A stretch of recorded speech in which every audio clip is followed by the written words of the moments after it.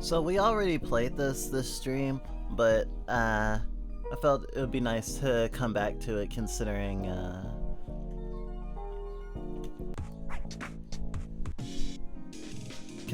we didn't spend like a lot of time with it.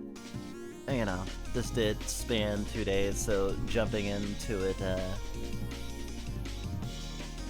for fiddling's sake feels good. And I guess we're also feeling kind of happy we know someone ended up picking up the game after we showed it off on stream yesterday. Oh, that is actually hilarious.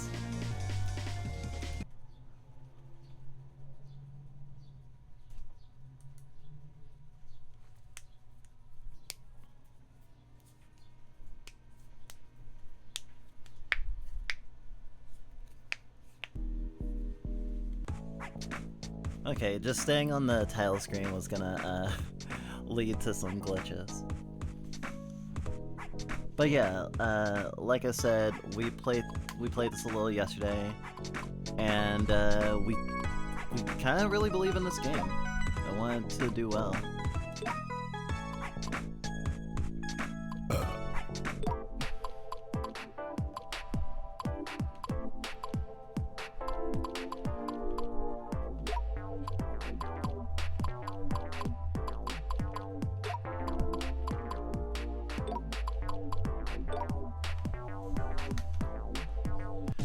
Honestly, we're really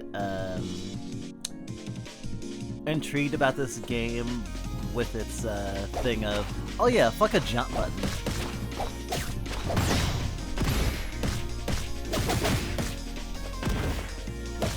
We gotta get the homies playing this during Anthrocon.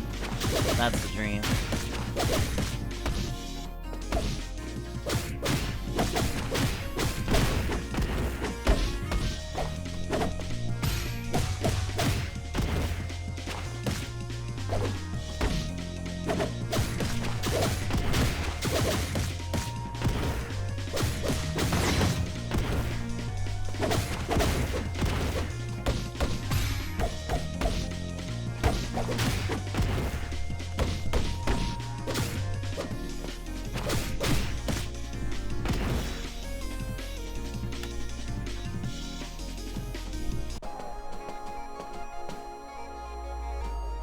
Hard as balls.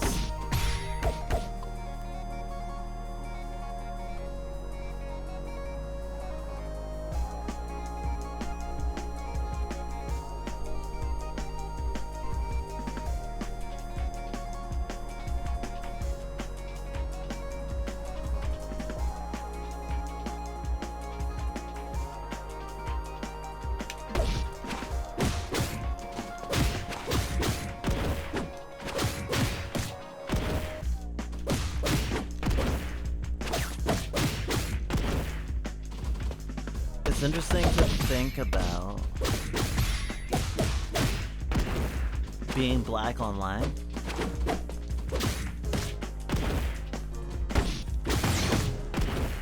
Like, some of our headmates, specifically the dragon fruit sonas, all have like ethnic hair, as one might call it, purposefully.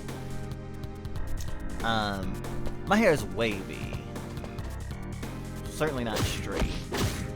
And I try to have little signifiers like that. It's like interesting to think about how sucky it is to deal with, like, say, racism or homophobia in like these communities that are like supposedly founded on like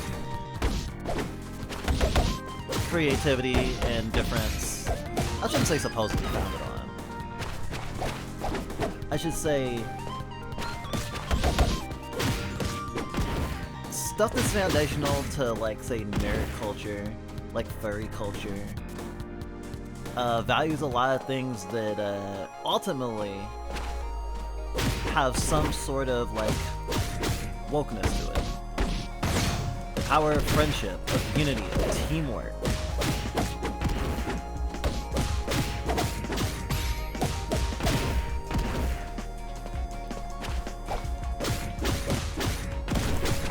But then you go to a Yu-Gi-Oh tournament, and they're, you know, saying slurs at you or something.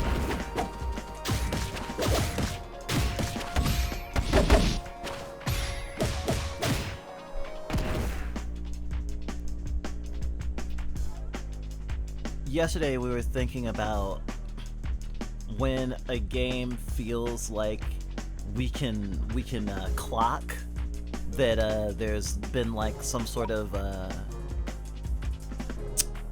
manifestation of blackness of some way versus not, and how sometimes you get false positives because sometimes you go, oh, this thing has like blackness all over it.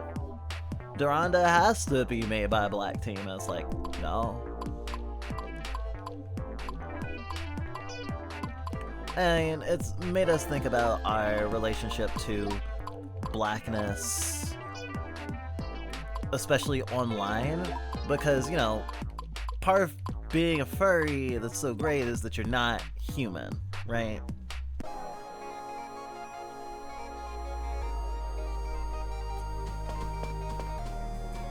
Like, I think you'd be hard pressed to find a furry that does not have some positive association with like cartoons and creativity and imagination. It's kind of what the community is built on.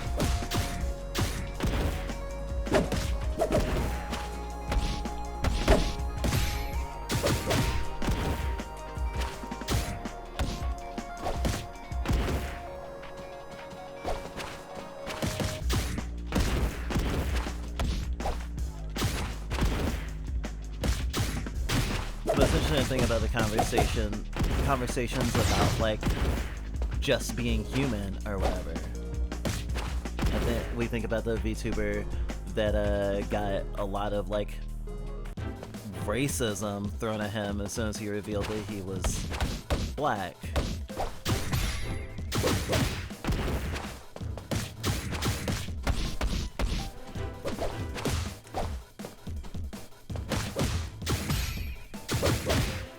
And we think about how it's so much less stressful when someone can't clock you as black immediately.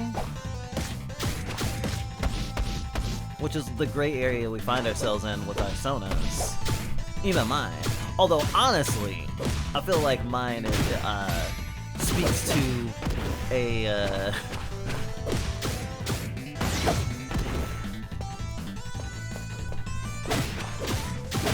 love of black features that isn't as apparent in some of our other sonas.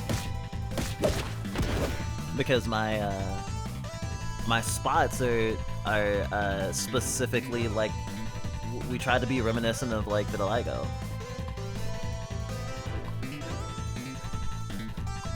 And I mean, there's like definitely a lot of people who hate like the skin they're in. And like Michael Jackson, for example, had vitiligo, and the skin that he had for a lot of his career that people like, you know, made fun of him for was that way because he was like bleaching it or whatever, or treating it in whatever way to make it even.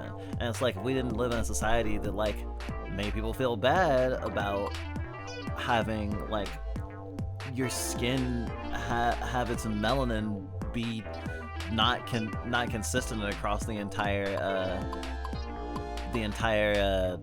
what's another word for skin? Across your entire body, then maybe that wouldn't be so common.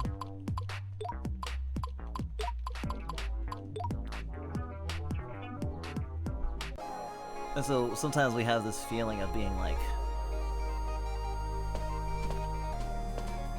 undercover with our blackness, or maybe not undercover, but it's like kind of like being trans, and like people don't know you're trans, and you haven't said that you're trans, and you're not necessarily like putting a lot of signifiers up, but there are some. You're being subtle. Not exactly stealth. As soon as someone knows that you're not some white guy, it's you never know what you're gonna get. been thinking about the fact that a lot of trans films really like Marathon. We've been encouraged to play Marathon, but even the folks that we know and the folks that we've heard talking about it do also bring up and have to contend with the fact that as soon as they speak in voice chat with randos, it hurts the experience because people are shitty. And so I'm saying all of this, especially with the thought in my head about like how we've gone about doing our Juneteenth, and we will continue doing Juneteenth, like marathon stream type shit. Like, best believe if we're alive next year, we will have another one of these. But also, we've been thinking about the nature of looking for black developed games, or trans developed games, or, you know, whatever sort of like difference we are at one time or another seek to like highlight the diaspora of, I guess.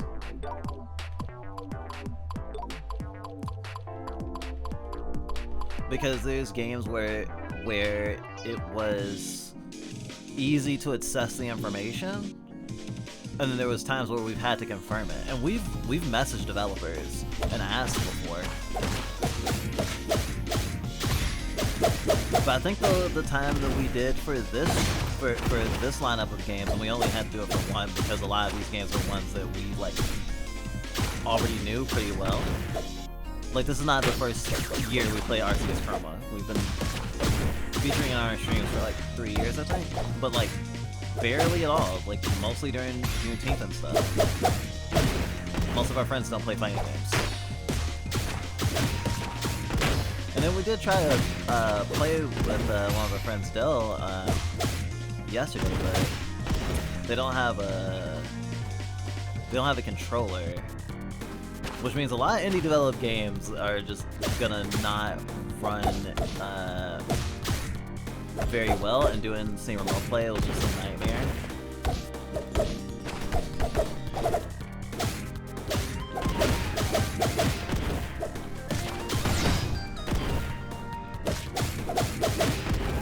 But of course there's the two minds about it that people have about being a marginalized artist and having marginalized, like marking your work with your marginalized status.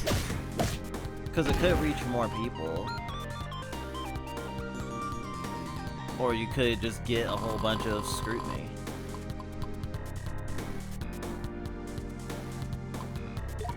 Though nothing is for certain, even if you don't say who you are and back up your work with your identity in some way, like, there's still gonna be like shit. Like Isabel Fall. Gosh, I don't think I want to get into Isabel Fall on this stream.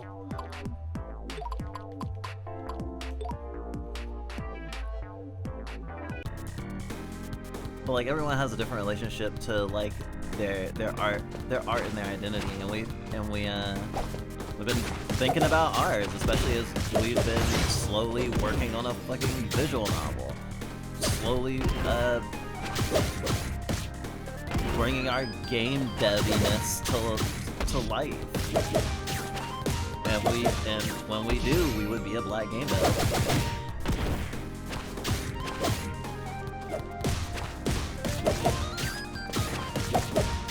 It was just funny because it was so trivial when we had asked the dev for Wendigo Blue if he was black.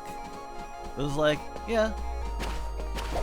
And it wasn't like, and there wasn't like some big thing behind having not like mentioned it or whatever. Just like doing your thing. Not everyone goes, okay, I am an XYZ making this type of art. Okay, so that means I need to advertise it along those channels.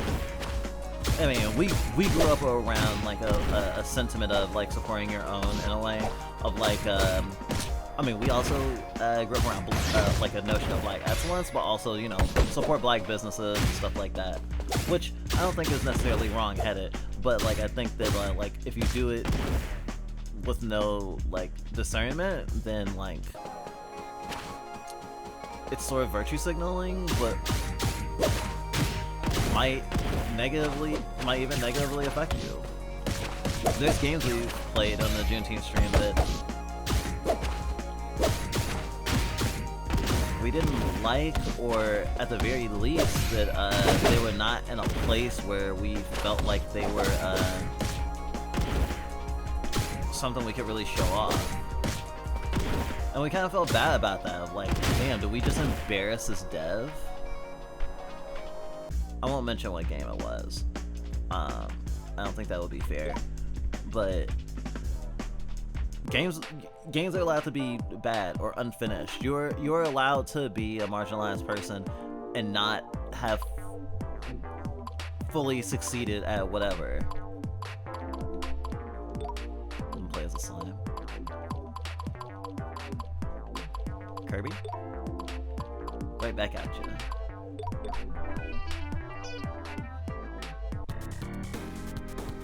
And it's funny to think about how much we think about our identities, because we definitely have people in our life that do not run on that axis. Like if someone says, "Oh, people who make their identity their entire personality," I don't think your identity can be your entire personality, but I think we come close enough that when someone says that, we feel like, if you know our relationship to identity and labels and stuff, you will probably think that it counts about us. So it's kind of a thing that we contend with a lot of the time. We know queer people are like, oh yeah, I'm not looking specifically for queer art to ingest. I'm just looking for the art that speaks to me under like the genres or about the things that I care about, and I'm not really looking at the identity therein. At least for the most part. Because, I mean, like, most sapphic folks I know are like, yes, the Yuri, and it's Yuri. Oh, but it's Yuri though. That's probably like one of the exceptions.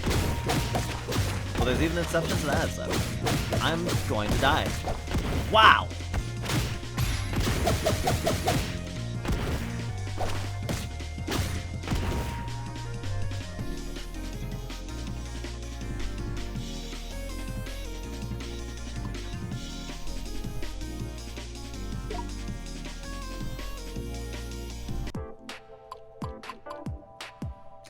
I do know there are talks about like, it's Yuri, but it's made by a man, so I'm not reading.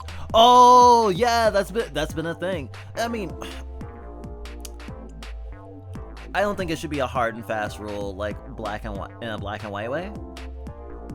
But like, for example, Blue is the Warmest Color is a famous lesbian graphic novel, and it got a film adaptation, and the person who directed it was like a cis straight guy.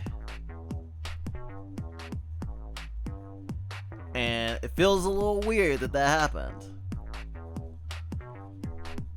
I haven't actually seen Blue is the Warmest Color, but I have read it. I have heard about criticisms of it, but I haven't really. I wouldn't necessarily say it's on my my backlog. It should be, but there's just something about it. But I don't always feel that way, especially because, I mean, it's still thinking about like all this talk that's about to be happening right now because of Digital Circus, of like, what point in someone's like journey do they count as a thing versus not that thing? And like, if we discount works by people we think we know who they are, then we'll discount works of people who may change to literally be whatever we are saying they need to be. And I mean, there's also something to say of cultural, like a cultural connection with certain things. Like, we were just reading a thing about like being like culturally black versus being genetically black. Which when I say it like that, it sounds like it was like about like being transracial, and I don't think it was. At least it certainly didn't use those words, but it definitely recognized that people can have a connection with the thing without having like the immutable characteristic necessarily, or has less of a claim to the immutable characteristic, I suppose.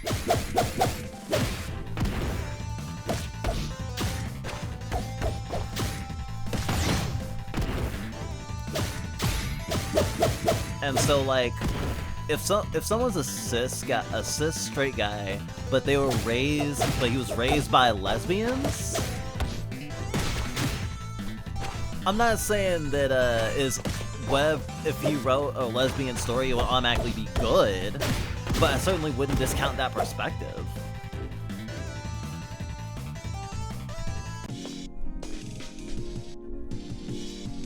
People should be able to tell stories outside their experience. Some people tell stories outside their experience specifically to understand themselves better.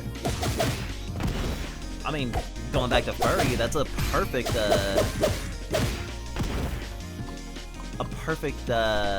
like...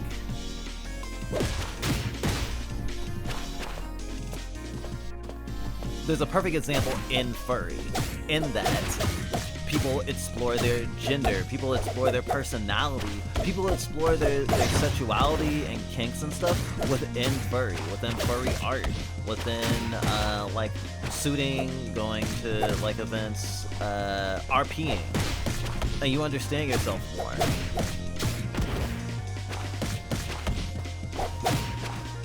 I think that we are often like have that retrospective knowledge, and we don't recognize like being in the moment as much.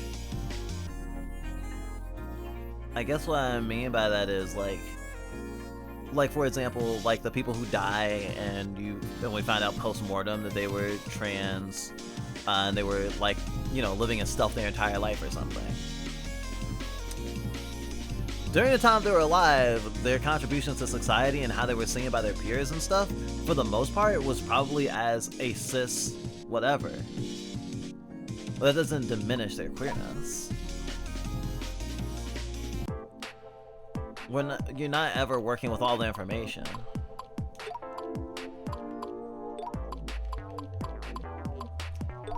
But by the same token, I do kind of understand going, oh, this Yuri was written by a guy. I'm a little skeptical. I mean, a lot of people worry about the male gaze and stuff like that. Damn, this color palette fucking goes hard as hell.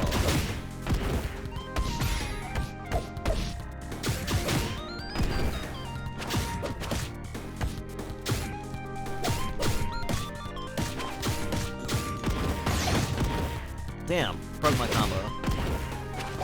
Tore off my groove.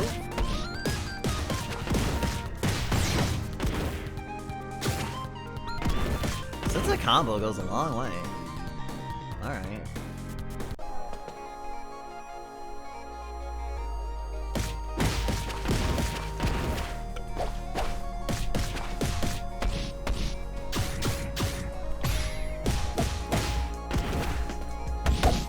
I've actually been warming up to go about my actual topic that I wanted to cover before we moved on to main game.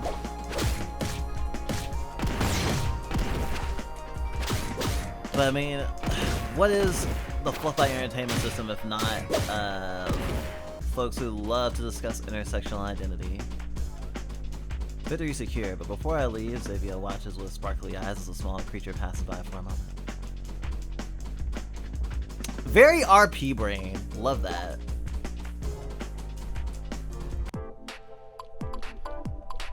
I guess I'll do one more fight before I go into it. Thinking about like the notion of marginalized excellence or black excellence, whether the case may be.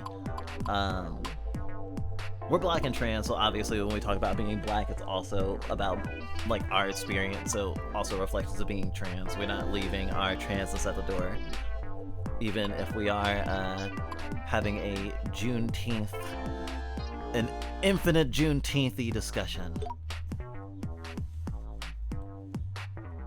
Damn, I really love my PNG, y'all. Like, holy shit. I should do some more facial expressions for it, but...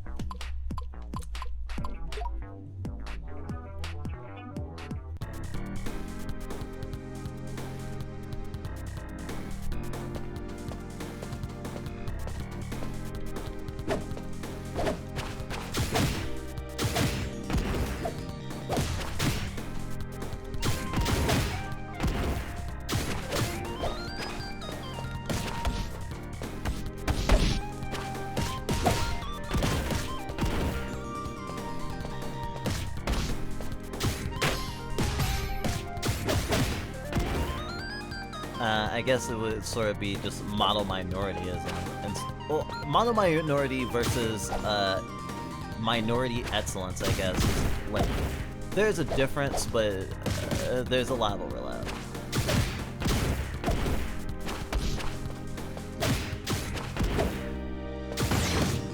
I think we talked about it on our Digital Circus vlog. We were like, oh yeah, there's all the everything that happens to Gooseworks for us is filtered through the knowledge that she is trans. And so how people react to her on the internet feels especially charged.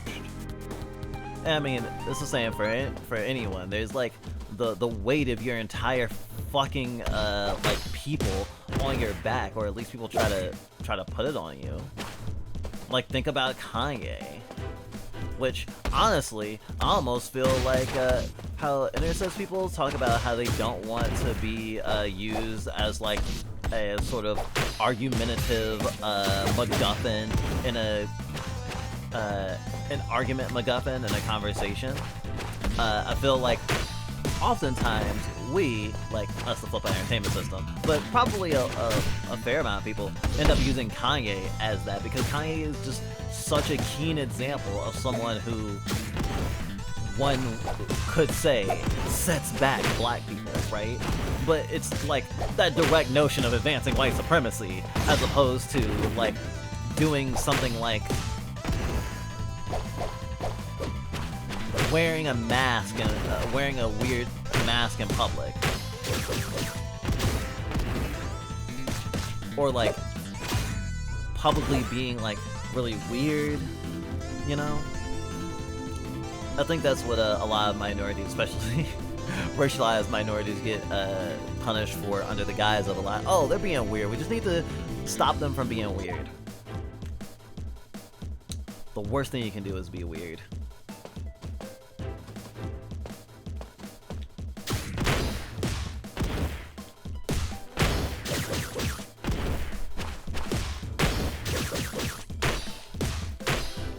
Oh, this character's great. And they have antlers.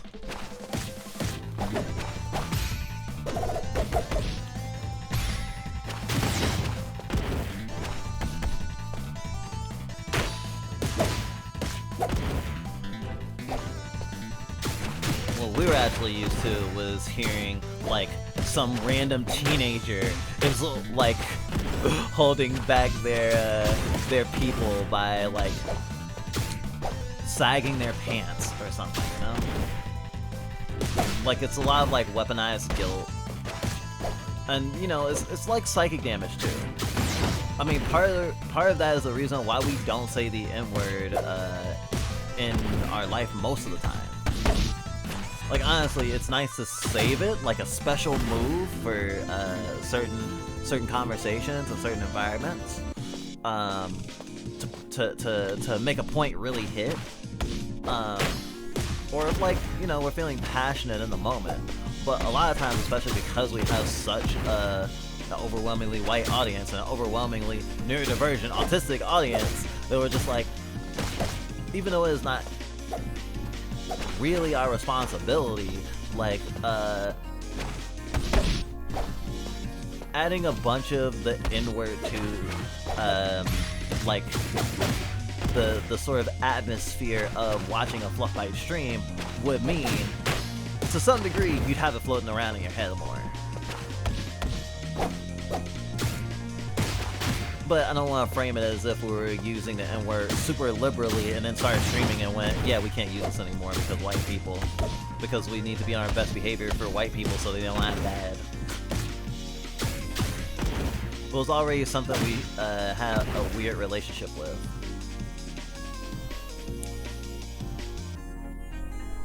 Nosferatu Zide.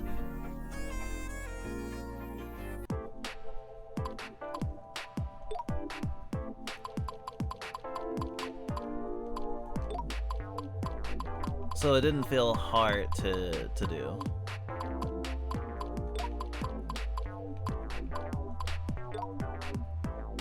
But there's so many things about our identity that if we use that logic, we should stop doing. And so we think about that, where it's like, oh, we don't like if a straight person watches my stream and I say faggot a lot, they might have faggot floating around their head and then they'll say it more and they have no right to say it and that's my fault. Yeah, no, I'm not doing that.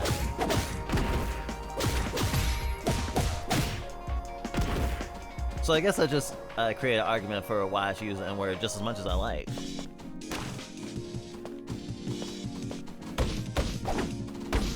First, being a minority has been a lot about like measuring our value against the potential amount of tolerance we will be subject to or non-subject to.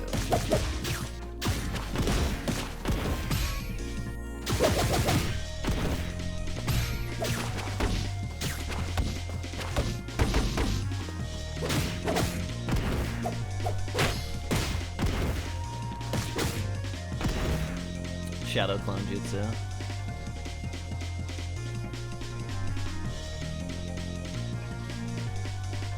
Beats you up, naps with you.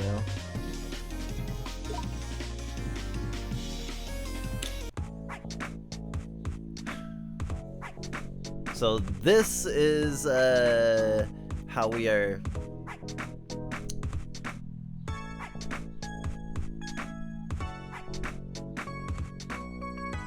There's a word. It's like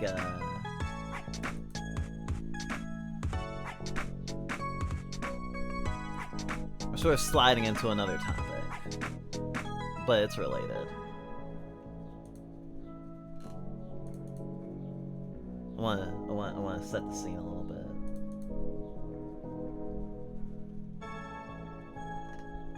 Did we do that this year? Yeah, we did do that this year.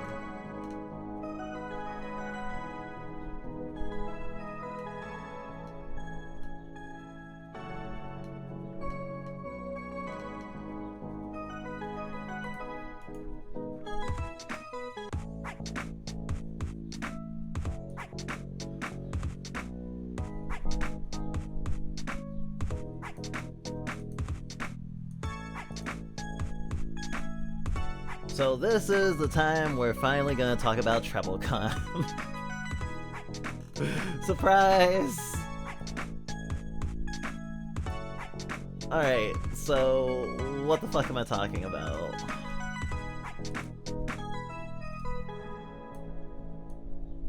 So like, people have been talking about the weird thing of the intersectionality between being woke and being into problematic stuff, and there's all different flavors of it, but we decided to create an identity label related to the art movement and disposition that we are trying to manifest and sort of create some amount of community around. And our permutation is being a woke lolicon. And it goes like beyond that in a way, and that's why TrebleCon is what it is. Lolly is girls, Shota is boys, and so Treble is MBs. Or in the way of they them, and how they them is literally a how they them is literally a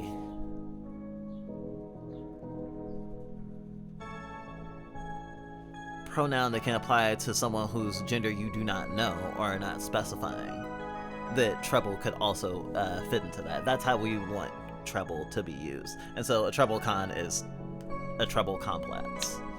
There's like terms that already sort of equated to this. They had Kodacon, for example, as well as CoronaCon, like Corona from Soul Eater. There's like a whole thing with that. But we came up with this because we were thinking about like neoticism and like not just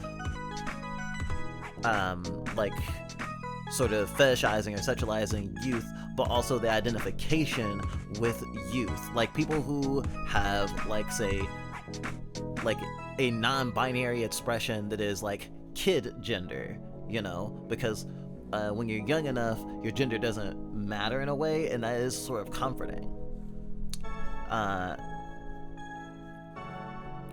And we thought about like how voices are, and how like, for example, when you have voice actors, you tend to get like a female voice actor to play a role even of a young boy, right? That voices can come out of any type of person. I mean, people have this conversation about VTubers all the time. It's like, oh, you sound like a little girl, but aren't you like a burly, like 35-year-old whatever, right? So I guess we're playing in that weird oeuvre of, well, if my gender reflects my voice, or my presentation is part of my voice, then like sort of that coming full circle with like the identification as kid. Of course, it's more than just like the sort of self like age regressor form of it. If someone's just like a lolicon but woke, then that's fine too. And honestly, it wasn't just about gender for us either. As a black person, we see the sort of intersectionalities of like race and class structure and all this stuff when we're like looking at like anime and anime works like The Promised Neverland, for example, which is about child exploitation, and so is Made in Abyss, actually.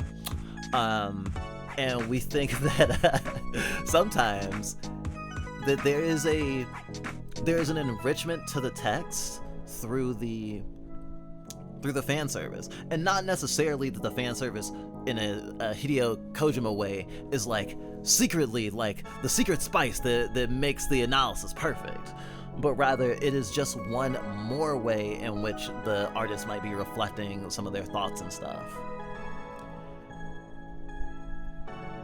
And oftentimes we have just found that there's been like these weird conversations around like problematic characters or problematic ships. I mean, shit, I think you can date the dog in Persona 3, right? And that falls into a similarly dubious situation, right? Or at the very least, people want to date the dog. But of course, having pro-fiction stances around our channel or community is nothing new. We started making a zine about it, especially because there was a lot of times where we kept wanting to do like essays about things that were in this sort of oeuvre. We talked recently on Blue Sky about Dororo and how even reading him as a trans boy is like a political is a political like stance that feels, or I should say, it is a reading that has a lot of political implications that folks that we know who are like, you know, anti-woke, but then people who are also generally like social justice minded have like, makes them feel weird, you know? And so, like, if we're already in the radical position of, you know, fiction is not harm, and then we can navigate things in fiction that we shouldn't be doing, and that we can sort of reconcile those things. And not always in the way of, like, oh, we need to make a moral fucking foible about all the, like, weird shit that rattles around our brain. going back to Digital Circus, you can literally write a story about like a person who could have been happy and they made terrible decisions and ultimately killed themselves.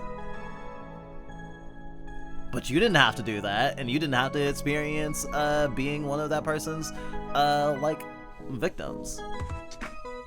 Wow. And it was funny. Well, you think that there's a lot of benefits to fiction that makes you feel weird or complicated feelings, obviously.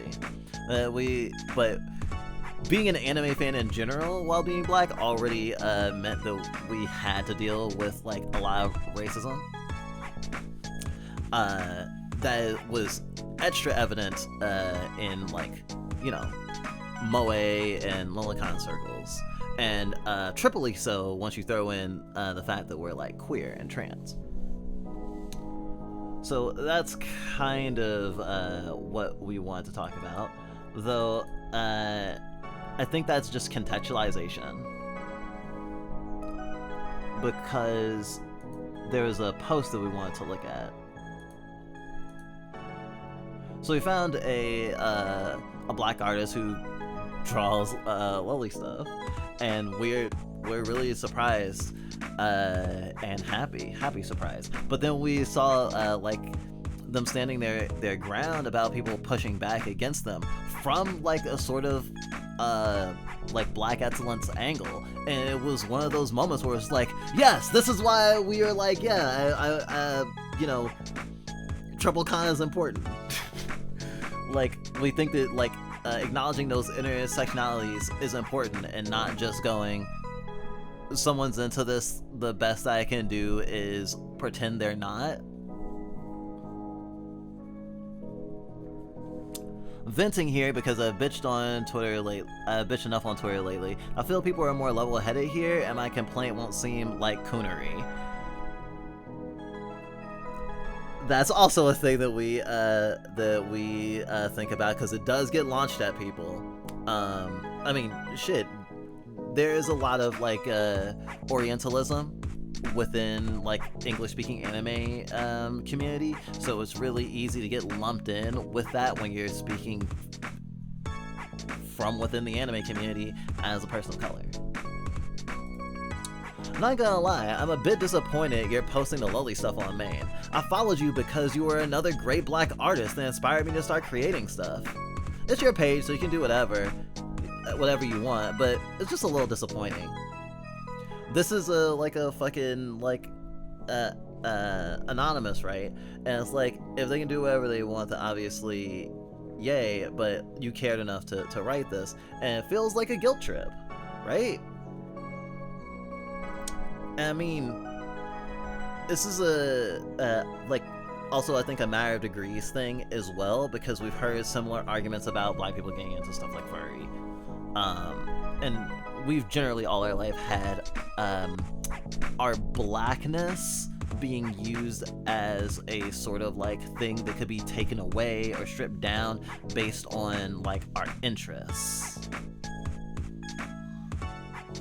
Especially if it could be viewed through a lens of, oh, you're just trying to act white. Though, honestly speaking, I haven't heard a lot of people going, oh, the lolicon is like a white thing. Though we do know that we have seen some black people who are like, yes, CSA only happens in white communities, which is not true at all. You're getting way too bold on your... This one is fucking fighting words for real. You were getting way too bold on your main. It's not... I'm not quite sure you... I'm not quite sure one you expected. It's one thing to say you to like it, and it's another to expose it to the people who clearly wouldn't be okay with it. They came to support a black artist. Which basically is like... liking certain kinds of art, drawing certain kinds of art, is incompatible with being black. That's literally what they're saying.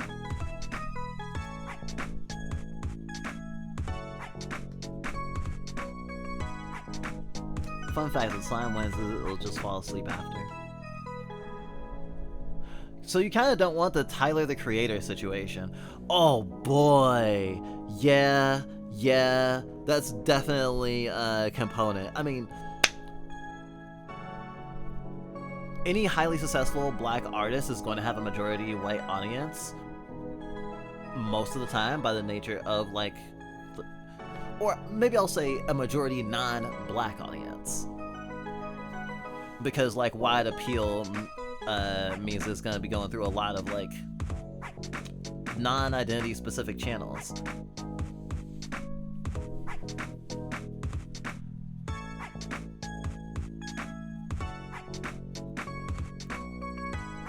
I don't know, it like these made me feel a certain way, especially because like we someone we had known had just shared some of the this artist's art, and we're like, oh cool, wow, like Black Lolicon, that seems pretty cool. It was one of those situations where we immediately felt like we were clocking that it was a black artist, even though we didn't know. And then we started going down their page and then see this and then go, damn. So it makes me want to say something. You have to be blind to see, to not see through Gil and Alex. I'm pretty sure they're the RSOCs. And that I like Oja-san / Loli. You were only into my art because it validated you, and that's fine. But who are you to come talk down to me with the purpose of making me feel bad and nothing else? It's like I was your child who owed you something. When I don't even know who you are because you're yelling at me while hiding your face, I'm disappointed. I've been feeling bad all day thinking I let people down. You saw everything I post and still decided to follow. Now you act shocked. Fuck people like you. It's not something for you to idealize. I'm not something for you to idealize. I was thinking about this a lot, and you can see we reposted on Blue Sky. We're feeling really strongly about it because it is those feelings about like, you know, letting down our community and shit that was like making us feel weird about. I mean, being Fluff Bite, even being within like the ADBL community, being within the kink community, being within the queer community, because this all is like it's the same ingredients in a different combination, because these same tactics are used all the time. Like people who are like, oh, it's okay to be like queer, but don't be flamboyant, especially within like the context of like, say, black masculinity. There's all these things that are like held over someone's head, and like it's hard to know, especially on the internet, if someone's gonna be trying to have a good faith conversation with you, or if they just want brownie points, or if they just want to waste your time, or if they're just trolling you. But we try to have like honest, sincere conversations online when we can.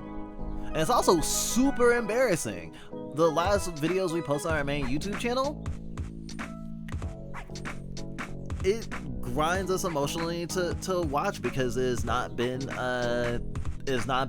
highly manicured. It hasn't been like cut out all the silences and, you know, painted us in the like most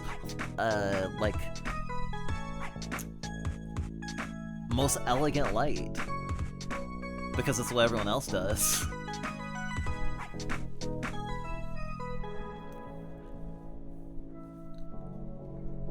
But I don't know, we've been thinking about it, because it seems more and more that like with how things are going, like freedom's getting eroded, and like, you know, communities sort of having to get a lot more tight-knit to survive, that like we don't want to be super repressed. If we're gonna be living in this world, we want to be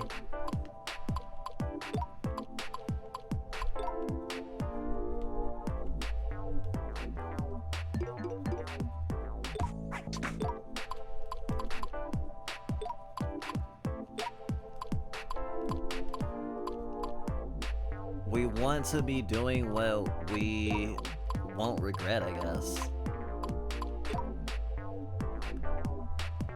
Honestly, I think the hardest part of doing all of this is, like, showing up continuously. Because at first it was like, oh, like, talking about this sort of thing is so scary, it's so scary, it's so scary. And a lot of different mates have talked about it at this point in some way, shape, or form. And it's been, like, at least, like, 2 years of, like, pretty much openly talking about, like, how we feel about, like, you know, like,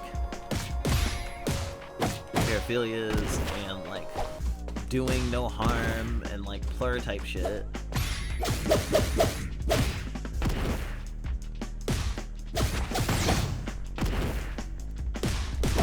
And every time we do is, like, this weird, like, moment in our head where it's like, okay, and now someone's going to come in, like, with piano wire, right? Metaphorically.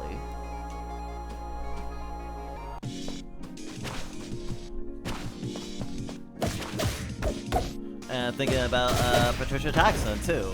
Patricia Jackson is not black, but obviously Patricia Jackson had the whole, like, controversy recently about being like, oh, I don't see. I've been thinking about it over the years, and there hasn't been any argument that's stuck that I feel is valid in being like there's a problem with this content existing.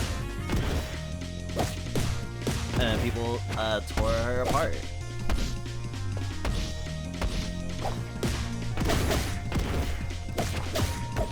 But something that really got our gears going was seeing someone talk about how, of course, a white person would say this, and then made a really interesting argument, actually. They mentioned how, like, fiction does affect reality. Just look at Minstrelry. Where they're just like, well, blackface isn't real, and that hurts people, doesn't it? That was actually a really interesting perspective to have, and so it was also very challenging. But also it felt like one of those things where it's like, if I wasn't black, I wouldn't even feel like I was allowed to have a take. It almost felt like it was really convenient to minimize who could like criticize the take. And so of course we were like overly thinking about it and being like, okay, so you're talking about like normalization and mockery and humiliation, but it doesn't feel the same.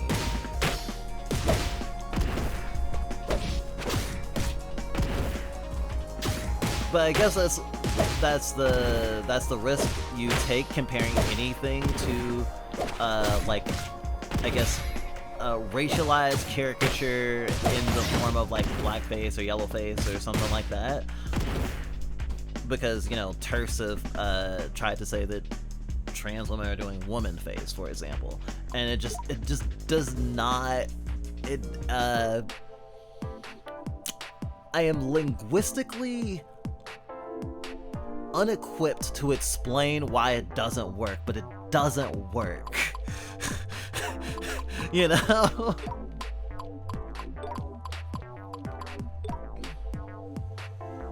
And we're feeling similar here. And we weren't sure if we should bring all this up during Juneteenth stream, but it was the exact same thought process that made us think that way. It's like, well, I shouldn't bring this up during the Black holiday.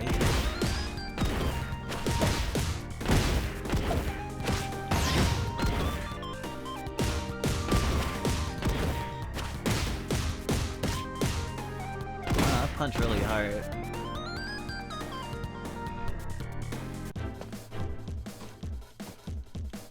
As long as you're not an incel about it.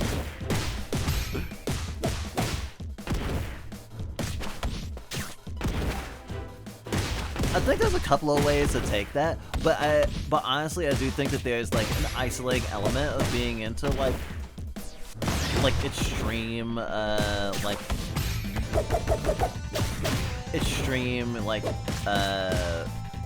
kink or art or like really niche subcultures, and how easily you can fall into like this sort of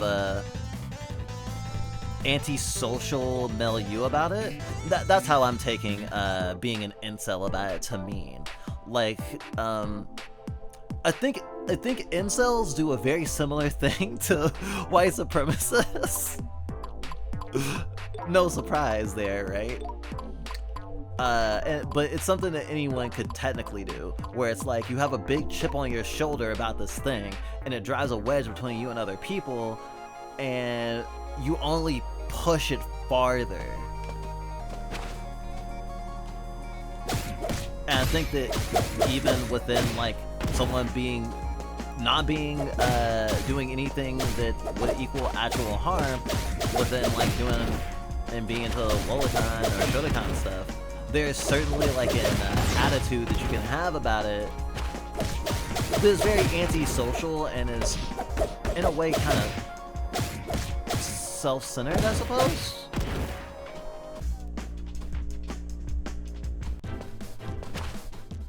But it also comes from a frustration of like, oh yeah, like no one understands me. But it also can get into like a weird conspiratorial thinking.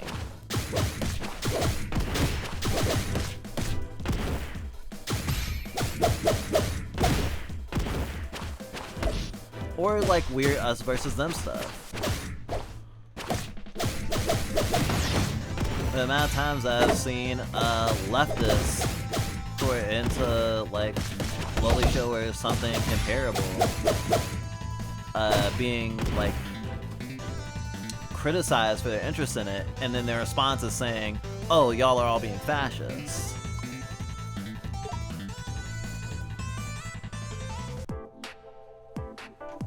Really makes the conversation deteriorate and does not help any sort of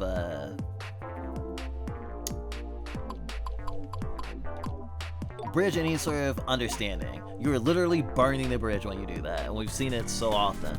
But even in a small way, you could be internally hateful about it and be like, no one will understand me and I won't be able to make friends, so I just shouldn't. Hell, there's fucking ADBLs like that. At one point we were certainly like that. There used to be like a cottage market of like self-help stuff that was basically like, oh, we'll teach you how to have more confidence as an ADBL and come out to your crush, or come out to your wife or your fiance as a bab, because that was and still sometimes is a big problem that people will not share that part of themselves with people in their life, and they get to a point of bursting about like the space that it takes up in their life, and they, you know, go, hey, I'm into this thing, and like I need you to know this, and then like everything crashes down around them socially, or at the very least they lose those people in their life. Weird kink stuff.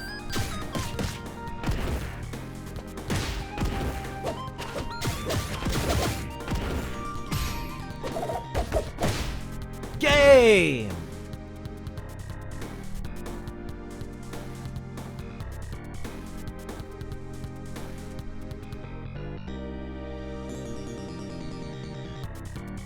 Wow.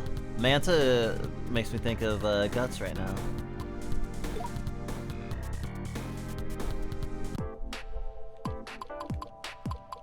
Alright, one more fight. Actually.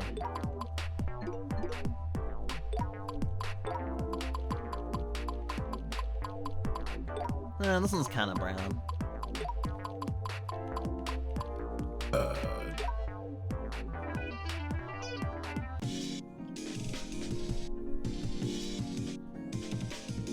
think I was able to generally talk about what I wanted to. So I feel like we've generally cleared our plate other than El Paso elsewhere for the stream at this point. That's good.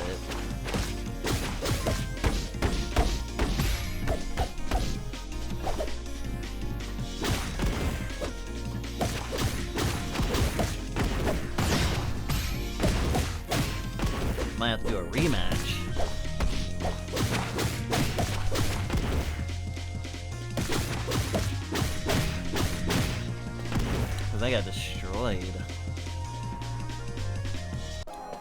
I do feel like we're living in such a, like, a caustic world at this point, like socially especially.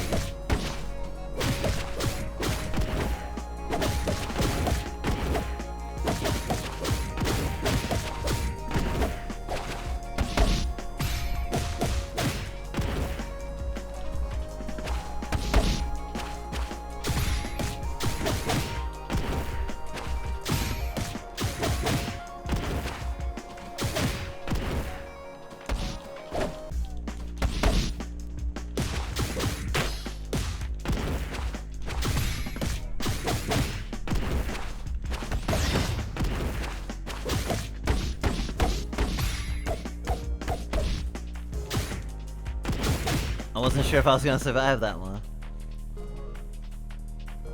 Tiebreaker? Alright.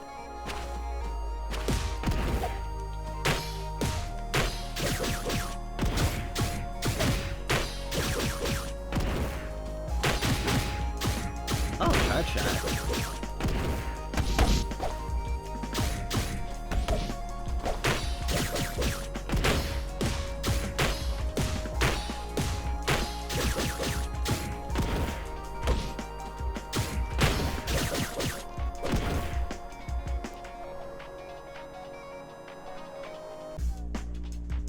All obstacles will fall before me.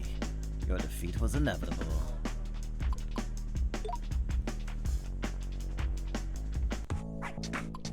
That was a funny conversation to have.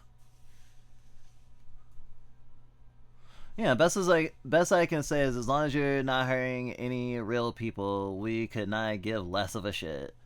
For real, yeah. Yeah, I went to another direction with it. Because of the ambiguity with your statement, which I think is another way it can negatively affect you. But yeah, the bottom line is don't hurt real people.